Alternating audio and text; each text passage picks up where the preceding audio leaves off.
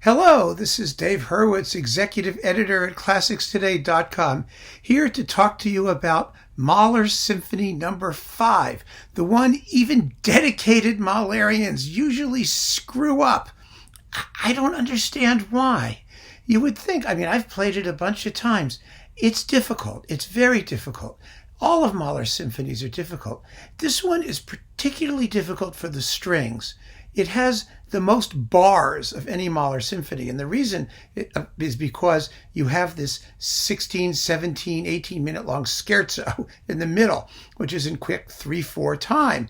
And for some reason, it just exhausts the string sections. Then they have the adagietto, which is all strings. Then you have a hugely fugal finale with all kinds of passage work for the strings after the first two movements, which, of course, the second movement has all kinds of wild writing. And it's the same thing with the brass.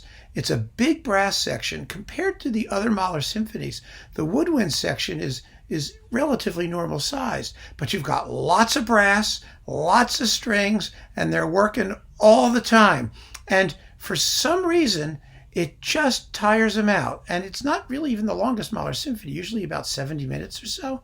So, but as an interpretive challenge, conductors, they just blow the piece time and time again. And I wish I could understand why. Bernstein's first one with the New York Philharmonic wasn't very good. Solti's second one with Chicago wasn't very good. We'll be talking about those a little more in a moment. It just seems to be a symphony that has so many interpretive and executional issues, maybe small ones, but they all add up. For example, by the time you get to the end, do the brass still have any breath left to play the final chorale? How does the conductor really peg it? How long should the adagietto be? Is it a real adagio? Does it last more than 10 minutes? Or is it a simple lyrical song that lasts only 8 or 9 minutes? You have to make up your mind and decide. The second movement, that sort of broken, turbulent, discontinuous maelstrom of music, it's really in pretty strict sonata form, but it has references back to the first movement. They're connected after all. The melodies from the first movement serve as the thematic material for the second, and then you've got the big climax with a triple forte tam-tam crash that you almost never hear, which is enough to make you crazy. Every so often you do hear it, and it's thrilling when it happens. I remember the Barbirolli recording on Laurel with a youth orchestra. It's a stunning Mahler fifth, and you really hear the percussion, and boy, does it make a difference. It's just great. If you can still find that recording, that's Barbirolli's on Laurel, then by all means, grab it. It's worth hearing. There are a couple that are like that, Anyway, we're going to get to them in due course. I just think, having played the piece several times, that it somehow has a jinx attached to it. There was that famous Carnegie Hall performance with Abbado in Berlin where the first trumpeter cracked like every note of his entrance. You could just hear the oxygen getting sucked out of the room, and it demoralized everybody. The whole performance was just completely limp after that. No one wanted to even hear it. We all should have just gotten up and gone home at that point. It has very, very soloistic writing. There's that horn solo in the scherzo next to really, really dense, busy tutis. I don't know. Maybe it's just it's destiny to be played poorly by almost everyone who attempts it. And we're going to see the Mahler 5 jinx coming back to haunt us as we go through these recordings. First, I want to talk to you, though, about two historical performances, the worst and the best. First, the worst. The worst! Scherchen with the French National Radio Television, that thing, the ORTF, Orchestre Nationale de l'ORTF. Wow, is this bad. Whoa, is it bad. But the best thing about it, frankly, is the 13-minute adagietto, which is one of the slowest. The slowest one was also Scherchen with Philadelphia. It was like even longer because he said the string playing was so beautiful he never wanted it to end. Yeah, we did. I got news for you. But the best thing about this recording, which was used to be on Harmonia Mundi Musik d'Abord, is that he gets through the scherzo in 5.5 minutes. I'm not kidding. Usually it takes like 17. He doesn't get through it by playing it fast. He gets through it by cutting almost all of it. It's unbelievable. It goes da da da da da da da da bum ba dum bum ba dum piam bum. That's the scherzo. I'm not kidding. So if you see this, do not buy it. Well, you can buy it. It's a party record. Play the scherzo for your friends. You'll have a great laugh, and it won't take you very long. Now, the great one. This is simply one of the greatest, most fabulous Mahler fifths ever. Maybe still the best. I don't know. But it's incredible. Cologne Radio with Hans Rosbaud. Now, Rosbaud was an amazing Mahler conductor, and there's a Mahler box with him due to come out from SWR. So hopefully this and maybe another one, who knows, will be in it. But my. Not only does he have the Cologne Radio Symphony Orchestra playing like demons in this recording from 51, by the way, but the interpretation is so idiomatic. It's so right. It's so exciting. I mean, God, it's exciting. That first eruption in the first movement, when the trumpet bursts out with a theme, I mean, it will have you jumping through the ceiling. It's incredible how exciting this performance is. Some of the brass playing is a little fallible. Yes, granted. It's not perfect, but it's such an incredible interpretation. And it's amazing how well played it is when you consider that this is 1951 Cologne Radio. And, Rosbaud was one of those great unsung heroes of the podium. And I cannot recommend this to you enough. Even the sonics are very good for 1951. It's perfectly clear, perfectly listenable, and it's an interpretation with a white-hot, raw, no-nonsense, knock 'em dead intensity that this symphony it almost never gets. Listen to this. You won't believe it. It's absolutely incredible. So now we're going to talk about sort of studio recordings of, the normal ones by people who we've heard of before, more frequently anyway. This is a classic. Barbirolli with the new Philharmonia. This is the one that, those gramophone people always drool and pant over. I think it's a great Mahler 5. It is slow, like Barbirolli tended to be in Mahler. It really is. And the playing isn't perfect. The winds and the percussion get like a little lost toward the climax of the scherzo, But for all of that, it's Barbirolli really at its most compelling. It has that romantic ardor and passion, and it's full of just that sense of struggle that this music really needs to have, and so often doesn't get. And I enjoy it. I enjoy hearing it, and I really think it's maybe not the best, not the greatest, the way the gramophone people say it is, but it's special. It's special, and it's powerful and persuasive, and it shows Barbirolli in an absolutely wonderful light, probably his best performance as a truly committed Mahlerian, because all the other stuff that he's done, the sixth is a snooze fest, right? However much you may like some of it, it's tough, right?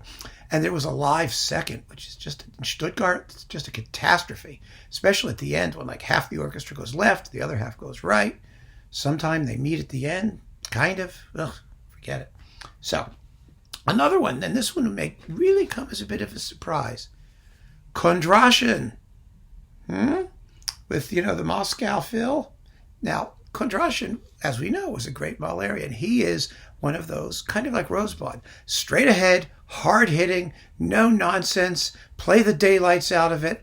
And, this Melodia recording, it's not too bad. It's not great, but it's not bad. There isn't much of a tam-tam at the climax of the second movement. Barbirolli has one. It's terrific. And it's maybe very hard to find now. I don't know. But I will say it's a very, very exciting performance. The Adagietto takes less than 8 minutes. And I think that, Kondrashin's Mahler was a special thing. Nobody paid any attention to it because you couldn't get the discs outside of Russia for many, many years. And then when he did finally leave the Soviet Union, he started recording in Amsterdam. he didn't make any serious Mahler recordings. I mean, there are some live ones, like a seventh, which is phenomenal. And this is in that league. It's absolutely worth hearing. And Kondrashin's way with Mahler, really, had he been in the West, had he had a great orchestra and an opportunity to make those recordings, I think we would really be talking about him as having produced one of the lasting Mahler legacies. And it's still time to listen to it and see what we think. Next, I do want to talk about Solti for a minute. Solti's first Mahler 5 is terrific. It's a lot like the Contraction. It's a quick, marvelously played, exciting as hell performance that was quite well recorded with a lot of bass drum, which I always like. You really hear it. It really shakes the room. It's wonderful. His second one, forget it. Nothing comparable at all. I don't understand what happened. But if you have Solti's first Mahler fifth, you're in very, very good shape. The opposite is true of Bernstein. Now, his first one wasn't terrible, but it was one of his earliest ones, and it sounds somewhat tentative. It's just kind of pale. And the timpanist gets lost at one of the climaxes of the scherzo, and the playing is kind of seedy. It just isn't good. It's just not.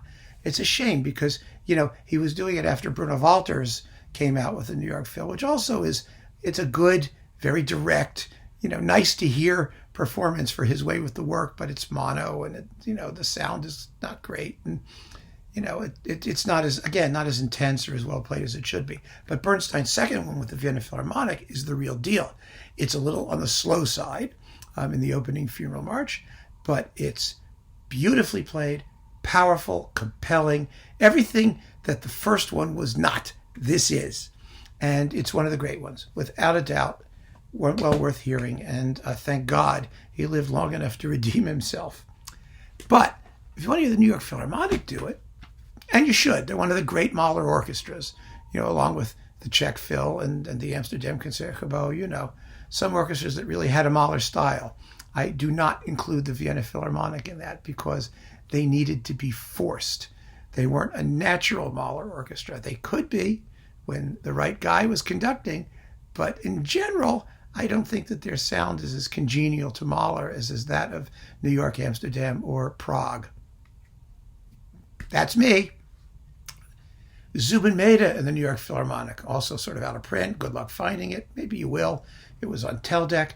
Mehta's a great Mahler conductor. He really is. His Mahler never got much attention because it had to compete with Lenny's and all the other up-and-coming people, Solti's and then Haitinks and Kubelik's and whatnot. But he's a very, very dedicated and compelling Mahler conductor. And this Mahler 5 is one of the best played, smartest conducted of all the Mahler 5s that you'll ever hear. And it was fabulously well recorded. It's definitely worth having, and I can't recommend it highly enough. You will be amazingly surprised at just how good it is. Top notch, from first note to last. Also worth hearing, actually, Chicago kind of has a lock on the Mahler 5 in a way, because Abbado's first one, very, very good. Abbado became so sort of fussy and uninteresting later, but this first one with Chicago, it has a refinement that obviously you won't find in Solti's. It has a very slow adagietto, like 12 minutes or so, but it's wonderfully played, wonderfully recorded. I think this is one of Abbado's best Mahler performances. I really, really do. It's another recording that got very little attention for some reason when it came out. I'm not sure why. It's the Mahler 5 jinx, I'm telling you. The really great recordings get ignored. The lousy ones get praised. Most of them don't work at all for some reason. But this was Abbado at his best when he had this wonderful relationship going with Chicago. And you really should hear it because as a memento of his art, it didn't get that much better. It really didn't. First rate all the way. Also superb, and also back on Teldec, was Barenboim in Chicago. Never an echt Mahlerian, even though Barenboim conducted a lot of them, and he shared a cycle, remember, with Boulez and Carnegie Hall that had its moments and not its moments, with the Staatskapelle Berlin, which wasn't sounding too good half the time. Well, this one, also with Chicago, is a knockout. Absolutely a knockout and fabulous sound. There was a video that was associated with this, but it had lousy sound comparatively. This is a terrific Mahler 5. Go figure. It just seems that maybe this is the symphony that non-Mahler conductors should play, because I think it has a certain thematic workmanship, with the relationships between the outer movements, with the big scherzo in the middle. It exercises a fascination on conductors of a certain type. And Barenboim, I think, is that type. He plays this as well as he's done anything. And what I really appreciate about this is that Barenboim hasn't tormented us with doing more Mahler, basically. There's a Das Lied von der Erde, isn't there? Yeah. But essentially, he doesn't make a lot of Mahler symphony recordings. And I'm so happy, because I'm tired of people doing cycles and getting disappointed because only half of them are worth hearing. You know what I mean? This is a great Mahler 5. Absolutely first rate. Another one I absolutely have to mention, one of my 3 favorites, it may be my favorite at this point, is Marcus Sten's, not the one he did in Cologne on Ohms. He did 2 Mahler symphonies, The Resurrection and the 5th in Melbourne on ABC Classics. And the 5th was released as a, 1,000 years of classical music. Cheap. I just saw it on Amazon. It cost like $5. I'm not kidding. Get that Mahler 5 with Marcus Sten's and the Melbourne Symphony. It is as great a Mahler 5 as you'll ever hear. And then, of course, he went over to Europe and to Ohms, and he did all the Mahler symphonies, and there isn't a single one of them that's worth listening to. They're not terrible. They're not awful. But are they distinctive? Are they amazing? Do they make you really sit up and take notice? No, not a one. I'm not kidding. But that 5th from Melbourne, he had everything just went right. The orchestra gave 110%. And for some reason, maybe he knew it mattered. He was going to make his statement with that, because he couldn't have known that a whole Mahler cycle was coming down the pike, Everybody was just doing their best. And there is such a difference between that level of commitment and execution and just what you normally hear. Maybe that's the source of the 5th jinx. The fact that the work itself just needs an extraordinary level of commitment from everybody. Mahler symphonies are so well scored and so theatrically written that in some sense, if you've got the chops for it, you can get through them and they kind of play themselves in a way. In other words, the climaxes will tell, they'll be exciting, you just keep it moving. Maybe the 5th isn't like that. I think the 5th maybe it just takes a little bit more effort, a little bit more work. It just takes, and you have to hear the work. You have to hear the orchestra really, really grinding through it. And they do on that Marcus Sten's Melbourne recording on ABC Classics. Get it. It only cost a couple of bucks. You will not be sorry. But we are down now to my final 2. One of them is a classic, not maybe the one you think. Herbert von Karajan with the Berlin Philharmonic. This is the famous Mahler 5th that they put in the work, supposedly 50 rehearsals. There's a very famous story about how he was listening to the playbacks of sessions of this Mahler 5, and he was thrilled with the results, but he was doing it during playback recording sessions of Karl Orff's De Temporum Fine Comida. And, Orff was very, very upset that he's listening to his, music clash and bang and screech and shriek while Karajan had on headphones listening to his Mahler 5. And I don't blame him. This is one of the great Mahler 5s. It is gorgeously played. The Adagietto was one of the slower ones, but again, the string playing is of a beauty that's unbelievable. The counterpoint in the finale is incredibly clean and clear. The final chorale has never, ever been done better. No, there's no tam-tam in the second movement climax, which is weird because there is tam-tam at the climax just before that, the mini climax, the one where the brass is going blah, da, da, da, dum, bum, blah, da, da, da, dum. Then you hear it. The climax, it disappears.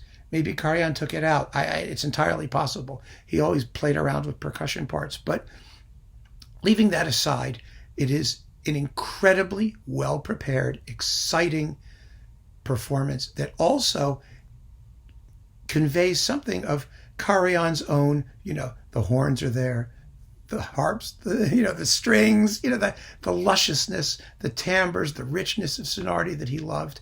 This maybe is the Mahler Symphony for him. This is in the ninth, the live ninth, which is also sensational because it allowed him the opportunity to bring himself to bear in the music. But as I said, they did the work. And the more I think about it, the more I really believe that's what it just comes down to. The fifth just takes work. Lots and lots of work. But my favorite fifth, and again, this may come as a surprise too, because it just has everything. You hear everything, fabulous playing, terrific conducting, razor sharp rhythms, brilliance in every department, is Jimmy Levine with the Philadelphia Orchestra. It was very well recorded. It has a tam-tam in the second movement. It has a great scherzo. An absolutely spectacular rondo finale, gorgeous string playing in the Adagietto. This is a performance that has just held up over time better than virtually any other in the discography. I think if you have this and Karajan and Marcus Stenz, and maybe Barenboim, I don't know, or Mehta, you'll be completely set for Mahler fives. And it's a surprise, isn't it?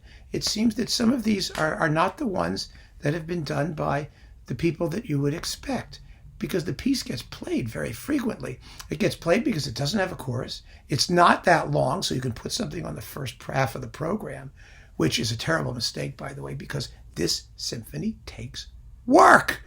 You can't play anything else if you're going to do this well. I absolutely, totally insist upon that. And the performances that do it best are the performances where you can hear and appreciate the effort that went into making them. And that is my take on the Mahler Symphony No. 5.